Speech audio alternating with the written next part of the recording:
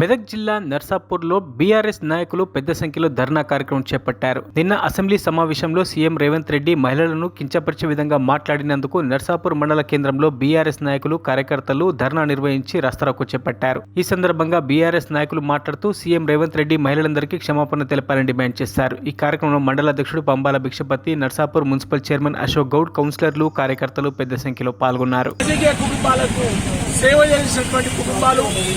అటువంటి వారిపై అనుచిత వ్యాఖ్యలు చేసి ఒక గర్వంతో విర్రవీగుతూ మరి మోసపూరితంగా, దుర్మార్గంగా, దౌర్జన్యంగా మాట్లాడడం సమంజసం కాదు.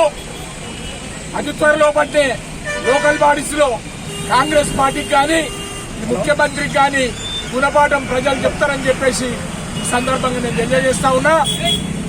నువ్వు అదే అసెంబ్లీలో ఈరోజు మరి వారి క్షమాపణ చెప్పవలసిందిగా డిమాండ్ చేస్తా ఉన్నాం, వారిని హెచ్చరిస్తా ఉన్నాం.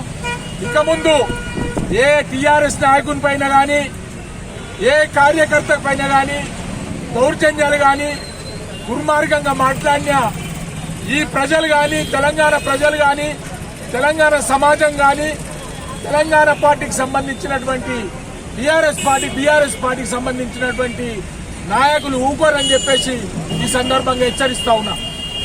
నువ్వేం వెంటనే బేషరతుగా క్షమాపణ చెప్పాలని చెప్పేసి కూడా ఈ సందర్భంగా డిమాండ్ చేస్తా ఉన్నా.